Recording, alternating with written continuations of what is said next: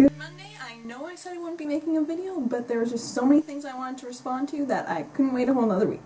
First off, I'd just like to say last week was awesome. Every time someone posted a video, I just got super excited to see the next one because everyone just seems super cool. Regretfully, I seem to be the only person who didn't talk about their hobbies, but now I have things to go off of, so here we go. My favorite book is also not Harry Potter.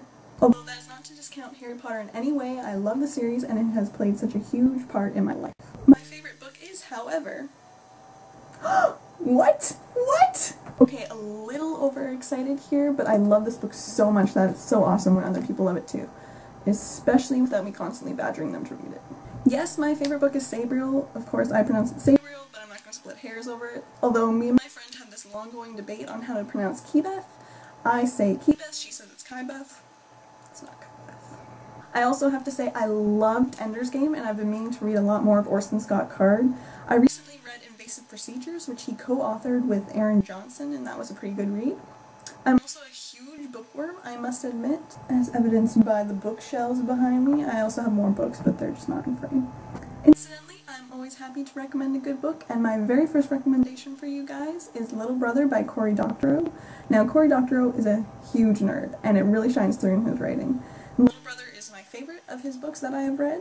I could not put it down. I also must say that music plays a huge part in my life. I love singing and dancing, even if I'm not very good at either.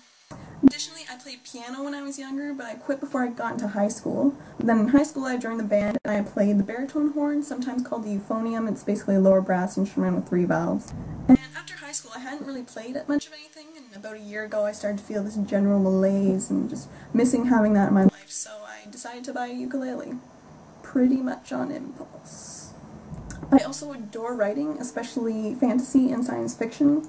However, I'm not the greatest at keeping up with it, and I'm a huge procrastinator.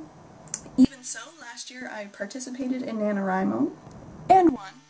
I plan to participate once again this year, so stay tuned for that madness. I also enjoy cooking. I have been a vegetarian since I was 16, and that means I've pretty much had to fend for myself on the food front. So, because I like eating good food, I pretty much had to develop a knack for cooking. As for my childhood ambitions, I'm not really sure that I had any, although I think I went through minor phases. Like, I'm pretty sure at one point I wanted to be a firefighter. I also briefly wanted to be a secretary, because I like organizing things, but the second I started to mention that I probably wanted to be a secretary when I was in grade 4, everyone started pressuring me into it and pigeonholing me, and I just didn't really like that, so no more secretary for me.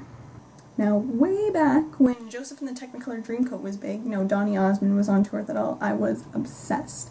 I would sing and dance to the soundtrack in my living room, and I just loved it. Now, I got into my little 8-year-old head. I had this dream, this vision, that I would produce and direct the musical for my elementary school.